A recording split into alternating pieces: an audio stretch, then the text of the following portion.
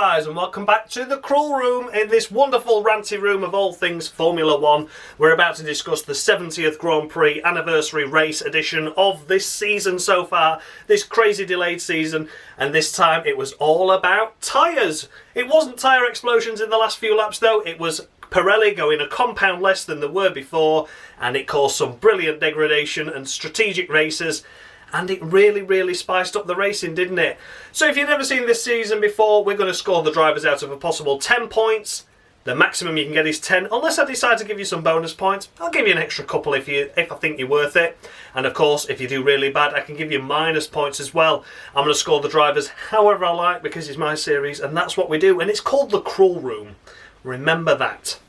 So of course, we're going to kick things off with the winner, Max Verstappen. Wow! If it wasn't for him, Mercedes would just be 1-2 in it this season, all race long without any effort at all or any dramas. So, thank you, Max Verstappen. Thank you. And of course, a big thank you to the Red Bull team as well after a perfect strategy this weekend.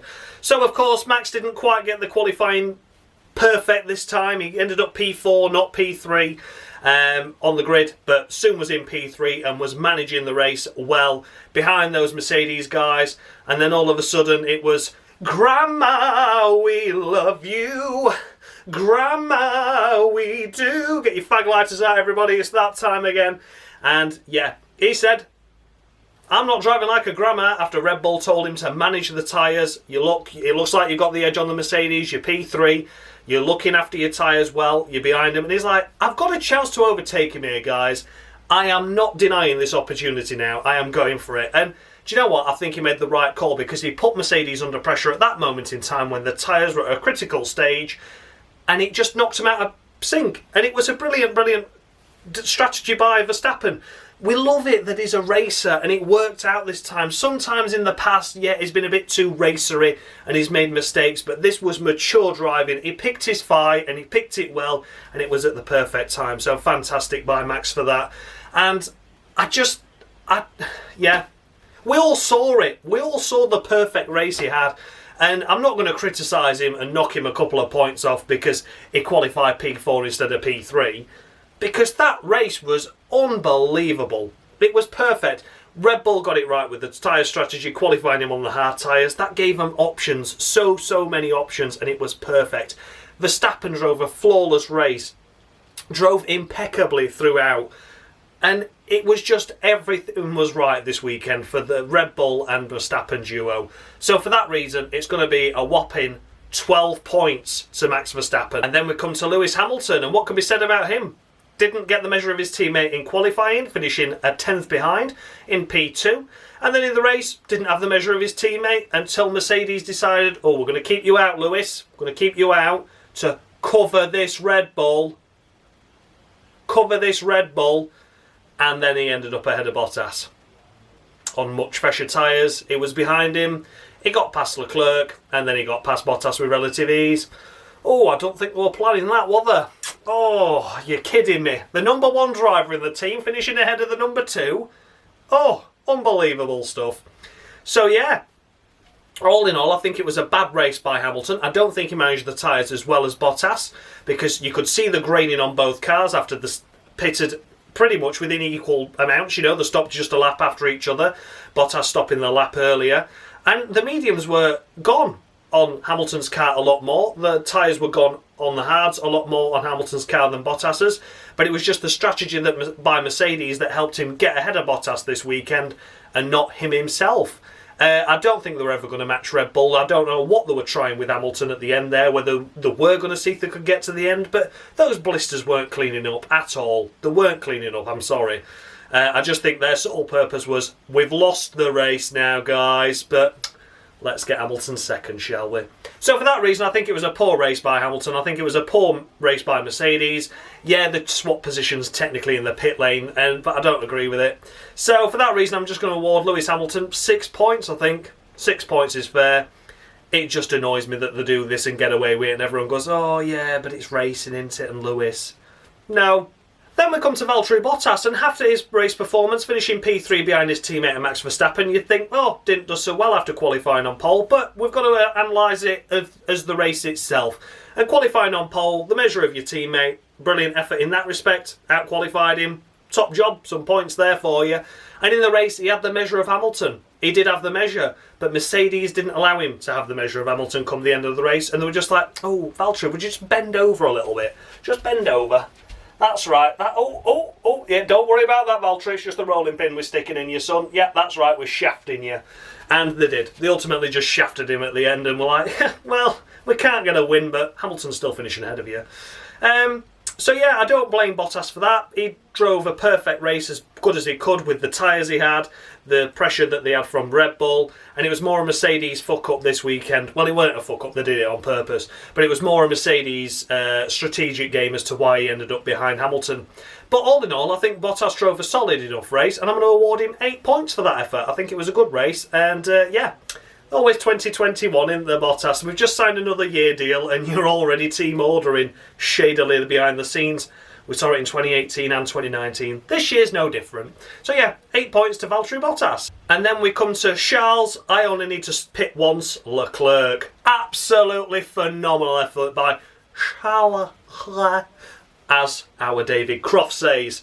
And yeah, unbelievable stuff. A one-stopper. It looked like, you know, when Hamilton came into the pits and the initial first lap, you're like, he's not really gained much on him. Maybe his tyre life will get him to the end and get him on the podium. But of course, Hamilton did come surging through at the end. But P4, unbelievable from a car that is absolutely dog shit.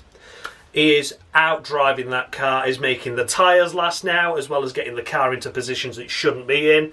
It got through into Q3 and ended up P7, was it? So it wasn't anything special in qualifying. But in the races, when the points are on offer, he makes it count. And that is a stunning effort, once again, by Charles Leclerc. So yeah, phenomenal. Phenomenal effort. He made a one-stopper work. He's brilliant, isn't he? The kid's a star of the future. Just a shame we don't have Max or Leclerc fighting in a championship rivaling car. They're just hoping for the odd podium, hoping for the odd win at the minute against Mercedes. But I think if you stuck them in an equal machinery to the Mercedes or put them in that Mercedes, then yeah, they would beat Hamilton. And I'm, you know, I'll hold my hands up, I'll admit that. I think they're better. I know no one likes saying that, and no one likes to hear that, but it's true. Those two drivers are the stars of the future. Give them equal machinery to Hamilton, and they would beat him any day of the week. But that's just my thoughts. So, of course, for Charles Leclerc, I'm going to award him a solid 10 points. Brilliant. That Styrian Grand Prix fuck-up, you're making it up for it now, and you're doing phenomenal. You're doing amazing now, Charles. And 10 points is thoroughly deserved for a fantastic one-stop strategy by Ferrari and for you making those tyres last. Brilliant. And then we come to the curious case of Alexander Albon. And once again in qualifying, he didn't get it together, did he? He got through into Q3 at least, but ended up 9th. And then in the race, he was fair to middling, you know. He had an alternate strategy to everyone else and pitted a lot sooner. He caused other cars to pit and cover him, like the likes of Gasly. But in the end, he was like nowhere, and you're like, oh god, he's only going to pick up a couple of points. And then at the latter half of the race, and the last few laps were like, boo, straight up there, and we're in P5, gaining 4 places on his starting position. So a topsy-turvy race from Alex, but once again, proving he has got the ability to overtake, and was seriously helped by the tyre performance that the Red Bull can get out of those tyres, definitely, in terms of longevity. It was assisted by that massively.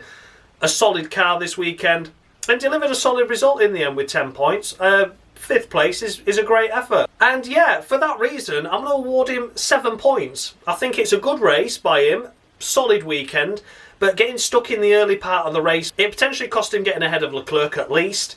And also, we need to see that Red Bull up there matching the Mercedes and being up there. Could you imagine if we had like 2 Red Bulls up there this weekend?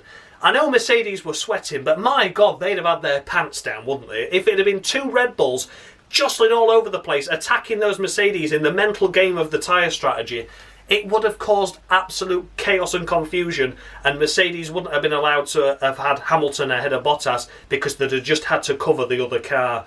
But it wasn't to be. We've just got the one Red Bull up at the front at the moment. But Albon, a strongish race, and 7 points is fair. And then we come to Daddy is ahead of me. Can we do something about it, please?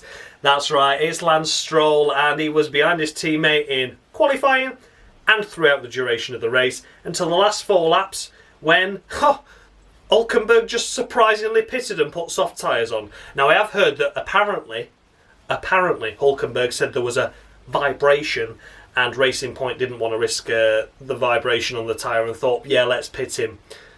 Yeah, I bet. So yeah, Lance Stroll, I'm very unimpressed with him this weekend. Out-qualified by his teammate that was only in his second qualifying session of the year. He's had a whole year with the car so far, which is an extra few races. And yeah, he's not been with the Racing Point team for over 3 years anyway, because even when Hulkenberg was in the sport, he wasn't gelling with the Racing Point team like Lance Stroll has, because he has been with Renault for the last 3 years. Yeah, it's pretty much the same team, but you know, there's new ways of dealing with things and the coronavirus stuff and everything. He all had to get used to in a short space of time. So for him to out-deliver on Stroll, it just proves how Stroll is shite. So we'll see what happens in the coming races, and it's going to be a big thing now to see what Lawrence Stroll does at the end of the year. Does he go for, oh, it is my son's team, really. I have bought my son as a real-life Scalextric. Or, yeah, get out, son. We need results. We'll wait and see what happens when Aston Martin comes on board there. But Stroll, I was fairly unimpressed with him all weekend of being behind Hulkenberg. And then in the race, when they pitted Hulkenberg, I was like, nah, come off it. Come off it, lads. What a load of horse shit. So for that reason, I'm going to award Lance Stroll a big fat 0 points. You're having nothing, pal. Nil point. And then we come to Nico Hulkenberg, as mentioned, after they'd finished lubing up the rolling pin for Valtteri Bottas, they brought it round to the Racing Point team and, yeah, used it on Hulk. And we're like, yeah, pit for softs, yeah. I've got a vibration. Okay. I'm pretty sure it went the other way around. It's like, have you got a vibration? Have you got a vibration, Nico? No, the tyres are fine. You've got a vibration, did you say? You've got a vibration? I think you need to box. No, I'm alright. Honest, lads. Honest. I'm honest. I'm fine. I don't know why I'm speaking like I'm on my phone to my best mate. Hiya! But yeah, so that's how it went, really. It was pretty much just, yeah, he's done a really good job, but he's not going to get a podium. Let's pit him. Let's pit him now. And they pitted him. And there we go. I've not really got anything to say about it. Do you know what? I really, really highly thought of the race. You know, the qualifying P3, unbelievable stuff. I was jumping up and down like a right 4-year-old fanboy. And in the race, it slipped away from him, you know. Max got the measure of him, P4 throughout the race. Then Leclerc got ahead of him because of the one-stop strategy. He was running around in P5, and you're like, yeah, this is solid. And then the pit stop happened, dropping him behind Albon and Stroll. And that was his race run, really. I'd like to be more excited, but the way he got shafted at the end there has really just kind of left a bit of taste in my mouth. But I'm not taking anything away from Hulkenberg, what he's done these last 2 weekends. On the hop, you know, he was having a barbecue in Monaco, you know, last Wednesday. And they ended up at a race circuit, didn't race, and now it's his first full race, and he's done a stunning effort. So for that reason, it's going to be 10 points to Nico Hulkenberg. And then we come to Esteban. I only need to stop once as well, Charles. Ocon, and well done to Esteban Ocon for making the one-stop work. I think these efforts have to be commended for such as this, because the tyre life, just look at them. It was dire. The tyre life and tyre performance was dire this weekend, being that one compound less, and the people that made the one-stop strategy richly deserved the points that they scored. And Ocon did a fantastic race, and he had the measure of his teammate as well in this race. Let's not forget about that. Ricciardo having that spin mid-part of the race. Despite that, though, Ocon would have had the measure of him regardless, and he did a solid job. A fantastic effort by Ocon, and yeah, well-deserved, thoroughly deserved. It was a brilliant race by him. A fantastic race. P8, some points on the board for Renault. Yeah, they're probably going to be appealing the Racing Point right now, but that is nothing to do with him. And 4 points on the board for finishing P8 is more than respectable. A fantastic achievement by Ocon. Drove clever, drove smart, picked his fights in the race as well when he was picking his way through, or was it when he was on a strategy that was longer on the tyres, other cars just nipping past him. He didn't lose time into the cars that he was around racing, and he got the best possible result this weekend with the P8. And so for that reason, Esteban Ocon, I'm going to award you a solid 9 points. I don't think it's quite as perfect as what other people have done. Charles Leclerc up there in P4, of course. But Ocon, a solid 9 points, well deserved, and well done to you. And then we come to Lando Norris finishing P9, and once again it's a McLaren just picking up a couple of points. Really struggled with the tyres this weekend, didn't they? Clear to see. yeah, it was a lonely race by Norris's standards. He got through into Q3, Sainz didn't. So Sainz had choice of tyres, which would make you think that Sainz would potentially have the measure of Norris, but it just didn't come together for Sainz in the race. But for Norris, he had some good battles early on, got as high as 7th at one point, but then just gradually tumbled back down the order. And yeah, Albon got him, and of course Ocon got him, and that's where he finished P9. So yeah, an unfortunate race really, a quiet race. McLaren not really getting it together. And Norris, yeah, just one of those things really. So not a brilliant race by him, but a solid enough race. And for that reason, I'm going to award him 7 points. I think that was a solid enough weekend with the tyre life that you got and the car you'd got. I'd have just liked to have seen you ahead of Ocon potentially, but Ocon made the one-stop work this weekend, but McLaren's just couldn't. So picking up a couple of points, not really the consolation that would have wanted after last weekend's performance at the same circuit, but that's racing, isn't it? So yeah, 7 points to Lando. And then we've gone to Danny Kvyat picking up the final point in the AlphaTauri, and yeah, it was an okay weekend by him. He recovered well from the out in Q1 performance after he ran wide and damaged the floor. And in the race, ultimately, he went for the hard tyres, then pitted for the hard tyres again, then went onto the mediums at the end. It allowed him to battle through and nip through a couple of cars and pick up the final point, one of them being his teammate, of course. And that's a real good confidence boost, that, for Kvyat. I think he drove well, judging by what's happened in the previous weekend, and of course the crash he had last weekend. In qualifying, out in Q1, pretty much by his mistake, he'd have been feeling down, but to pick up that point and finish ahead of his teammate is a solid effort, and well done to him for that. And yeah, I think it was probably one of the best midfield performances this weekend, really, to be honest with you. Like I said, considering everything that's happened around him the past few rounds. And for that reason, I'm going to award Danny Kvyat a solid 8 points. I think he did a brilliant job there, making the tyres last, as Gasly struggled in the mid-stage of the race, and that's the main reason why he got ahead. So, had a lot of overtaking to do, drove clever, drove smart, made the tyres work where he needed them to, and got ahead ultimately. So, fantastic effort. 8 points to Danny Kvyat. And then, as mentioned, of course, we come across to Pierre Gasly, who finished just behind his teammate in P11, just missing out on that final points paying position. And what cost Gasly that race? For me, it was after he pitted after that first stop. So he came in to cover off Gasly while he was in P7, went on the hard tyres, and then pretty much like after 2 laps, it looked like the tyres were gone. It looked like those tyres were absolutely shot, and he was struggling on them, and he tumbled down the order. And then that was his race run, really, unfortunately. He made some recovery back up the field again. All the other drivers had stopped, and some even had to go for 3 stops in the end. And finishing P11 just behind your teammate is a respectable result for that. But just didn't make the tyres work. That second set of tyres, there must have been something wrong, because it was the right rear that had actually gone, wasn't it? If you saw all the graining on that tyre, it was unbelievable. And like I said, that was just only after a few laps, and that was a hard tyre as well. So a really, really strange issue there, because it didn't seem to rear its head in the rest of the race, finishing just behind your teammate. But one of those things for Gasly, and an unfortunate weekend really.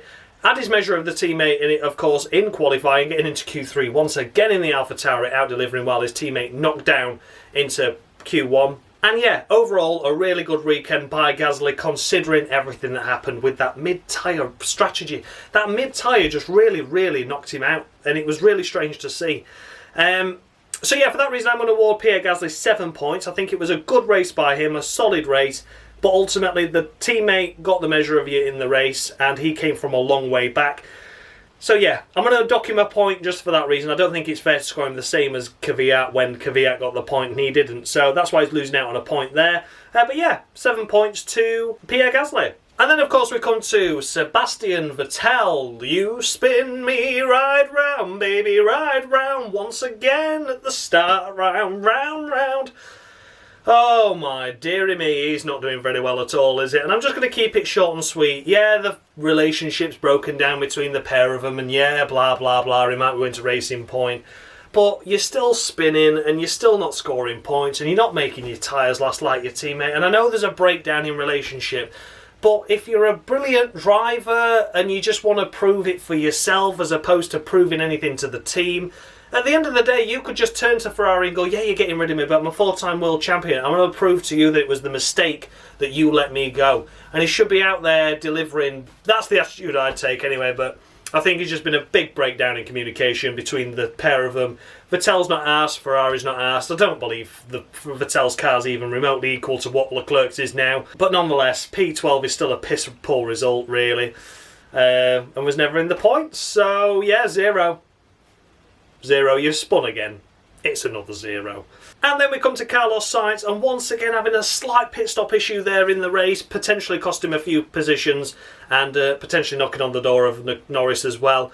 Had it not been for that, yeah, it was looking okay for the race. He got knocked out in Q2, of course, not getting into Q3 for the first time this season. So as a result, he elected to stay on the hard tyres and went a lot longer into the race, which got him as high as P4 at one point, which was brilliant, you know. Tyre strategy, I thought, try something different, and it was working for Max, wasn't it? So, came in, tried to put the medium tyres on, and we had an issue. It didn't look like it was a tyre issue as such. It looked to me like one of the sensors didn't go green, you know, to say that the wheel's done up. Because, did you notice the Lollipop Man, not the Lollipop Man anymore, but he's got a button that presses the green light for him to go. And he was like, he could see that the front left was like, it's on. And he tapped him, and he went like that, giving him a quick thumbs up, and then pressed the green button to go. But then there was a bit of traffic, and he had to stop and then went out again, and it did ultimately cost him probably around 5 seconds, and that was crucial really. I think he'd have definitely finished ahead of Vettel. Points had been a scrape and a stretch for McLaren this weekend. Like I said, Norris just picking up a couple, but considering prior to that pit stop he was with that gaggle, wasn't he, of the both Renaults. Of course Albon was in there, and Vettel was in there at one stage, and they're all messing around now in a good old fight and a tussle up there. And yeah, had it not been for that, potentially ahead of Vettel, but points would have been a stretch. 10th would have been the best it would have got realistically. So yeah, an okay race weekend by Sainz. Didn't look like McLaren had the pace, and it looked like they couldn't manage the tyres as well as other teams around them. So lost out as a result of that. So for Sainz this weekend, I'm going to award him just 6 points, and again, I'm going to do it based on the fact that Norris picked up some points, Sainz didn't, and Sainz got knocked out in Q2, and Norris didn't. So 6 points to Carlos Sainz. And then we come to Daniel Ricciardo, who had a little battle with Carlos Sainz at one point. It didn't go quite well. Sainz nipped around his outside. Ricciardo booted the throttle a bit too much and pirouetted around and came back out on the track again. Relatively no damage, all okay, but his tyres were a little bit flat-spotted and a bit of damage to his pride. And ultimately finished 14th behind his teammate, which is a bit of a shame, to be honest with you. And yeah, he didn't make the tyres last as well, did he? I think he had to do an additional pit stop as a result of the fact that he'd flat spotted the tyres at some point in the race. And after that spin, points weren't possible. But yeah, it was just an unfortunate race weekend by Ricciardo this weekend, sadly. P4 last time out, P14 this time out. A big, big difference, isn't there? But again, just couldn't make the tyres work. So, a middle of the road, 5 points for Daniel Ricciardo. I think he's fair. Certainly, his teammate Ocon had the measure of him this weekend in the race. Then we come to another one-stopper. It's Kimi Raikkonen, and finishing P15. Now, it doesn't look like a brilliant effort, that, but when you think about the cars he's racing around, really, which is his teammate, the 2 Haas's and the 2 Williams, he got the measure of all of those cars to finish P15 and made the one-stop strategy work as a result. They lined up back of the grid, didn't they? The Alphas are looking firmly the last team on the grid now, aren't they? 19th and 20th in qualifying once again. But in the race to finish P15, gaining a few positions, and ahead of that gaggle, as mentioned, I think it's fair game, you know. I think that's a solid enough effort, and it was nice to see Raikkonen not running round in last like he was last time out. He had a couple of battles that we saw on camera as well, around the Williams and Haas cars, of course. And yeah, all in all, a solid enough weekend by Kimi, and a big step forward from last weekend when he was firmly at the back, spinning, had a front wing failure, and just a nightmare to forget. But this weekend it looked like Alpha had built on the week's previous experience and made it work for them to get the best result they could have done of P15. So for that reason, I'm going to award Kimi Raikkonen a solid 8 points.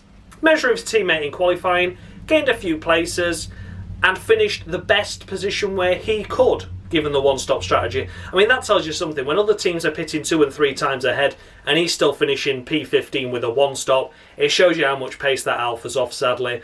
But yeah, Kimi Raikkonen, I think it was a solid drive. Not perfect by any stretch of the imaginations, but solid. And I think he deserves 8 points this weekend, finishing ahead of the teams that are around them. So 8 points for Kimi Raikkonen. And then we come to Roman Grosjean, and after a cracking qualifying effort of finishing P14, I was like, yes, we've finally seen a little bit of something more from Haas this weekend.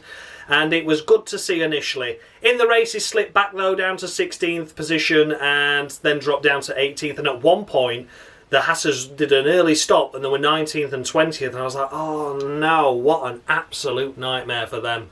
And sadly they couldn't convert the P14 start to anything better than 16th for Grosjean. And yeah, it was an okay race by Grosjean, didn't cause any dramas or trouble this weekend, wasn't weaving around the place causing hazard or danger, it was just trying to get the best result he could. Ultimately the Haas wasn't up for finishing ahead of the Alfa this weekend that made the one stop work. So 16th place from a 14th place start isn't brilliant, but yeah, it's just the car, isn't it? So I'm going to award Grosjean a solid 6 points. I think that's fair. I don't think it was a brilliant race by him. I think potentially the car has more pace there, but the tyre life wasn't there. And yeah, he slipped down at the start of the race. So 6 points for Grosjean I think is fair. And that's where we're staying. Then we come to Antonio Giovinazzi. And what can be said about him? He qualified last and was running round in that back gaggle, up at the top at one point because of the pit stops, down again because of the pit stops, and then sort of finished P17. And yeah, it was an okay race. He didn't have the measure of his teammate, of course, couldn't make the one stop work like he couldn't have to make an additional pit stop. Struggling for tyre life, the back of the grid teams, it must be said, apart from Kimi. Ultimately, P17 behind the Haas, behind his teammate. Not a fantastic race weekend, but not the worst one ever either. And he kept his nose tidy this time as well. So I'm going to award Giovinazzi, I'm going to award him 6 points as well, a solid 6. I think given everything and the circumstances of what these back teams are having to face, I think it's a worthy effort for them to finish ahead of the Williams, but he's outraced by his teammate. So yeah, 6 points to Giovinazzi. And then we come to George Russell, and again, into Q2 just this time with P15 and finishing the session in P15. But in the race, it all comes unstuck. He tumbled down a couple of places again, and then in the race, it just all went to pot.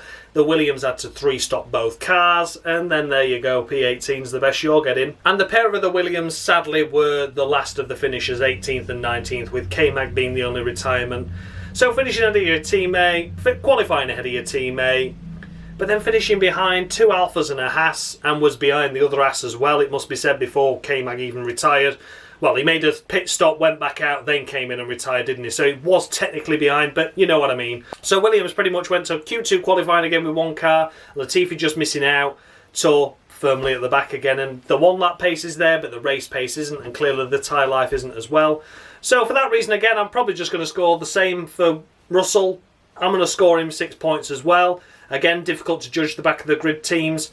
But I think there was more on the cards once again. It's the qualifying performance, and it doesn't deliver in the race, that he always slips back at the start. If he maintained where he was, then you could judge the race more accurately, if that makes sense. But whenever you're tumbling back, you've already lost the positions that you're probably never going to get back. So put up a bit of a fight next time, George. If you get into Q2, make sure you stay in that position where you qualified for at least the first till the pit stops. You know what I mean? Just don't tumble down the order so fast. And then we come to Nicholas Latifi, the last of the race finishers, and yeah, it was a lonely race again for him. He did have a bit of spice and drama with K-Mag trying to go around the outside of Stowe, and he just went back on the track and nearly took him out. But, you know, great defensive driving and great evasive driving as well by Latifi to avoid a serious contact there, because if he just swooped in and took him clean out and in the pit wall. So, yeah, a lucky escape there, really, by both drivers. But both brilliant driving in terms of just avoiding. You know, it was very needy, very close. But, yeah, they kept it clean. So, yeah, for Latifi, a lonely race by him. Again, to be fair, in the early part of the race, he was mixing it up with the Alphas and Haasses and then slipped down again. And then after that, he was just on his own. And yeah, what can be said for him really? I'm going to score him just 5 points because his teammate out-qualified and outraced him. But again, I know it's difficult with his Williams cars to assess. But yeah, he's doing a solid enough job, isn't he? He's not like a proper crash kid like what Stroll was when he first started in Formula 1. So yeah, I think he's doing better on that basis, but he just needs laps and that's what he's getting. So hopefully we can build on this and hopefully, you know, maybe some major updates can come Williams' way in the next few races. And we'll see what happens from there. But for now, it's just 5 points for Latifi. And then we come to the only non-finisher of the race, and it was Kevin Magnussen. And yeah, he had a lightning start once again. He was out-qualified by his teammate massively. He got knocked out in Q1 and ended up starting P18, I think it was, wasn't it? Just ahead of the Alphas. While Grosjean got P14 in qualifying into Q2. And yeah, for K-Mag though, the rocket ship start he got in the first few laps, he was up to 13th, and you're like, God, K-Mag, stay up there. Stay up there. It looked like it was really promising for the Haasers, but then they couldn't make the strategy work. Then he had that side swipe at Latifi out of Stowe as mentioned. He earned himself a 5-second time penalty for that. And yeah, in the race then he ultimately pitted 3 times. One of them was to probably check the car over for some sort of damage or a problem. Did a couple of laps after that and then ultimately brought the car in and retired. And it was a shame to see him be the only retirement. I think had he continued racing, he probably would have finished ahead of his teammate Grosjean, but I don't think anyone was finishing ahead of Kimi today in that backpack because of the one-stop strategy. So, all in all, I think I can give a fair assessment to Kevin, but just for the reason alone of being out-qualified by your teammate so much. But that terrific start, though, it really, really does pay off. And yeah, it was good to see him in the race for more than a lap this time, but the pace still not there. The pace still not there, sadly, for the Haas team. But for Kevin Magnussen, I'm just going to award him a middle-of-the-road 5 points as well. I'm just assuming he'd have finished ahead of his teammate, but I wouldn't know if he actually would have done. So for that reason, it's just a middle-of-the-road 5.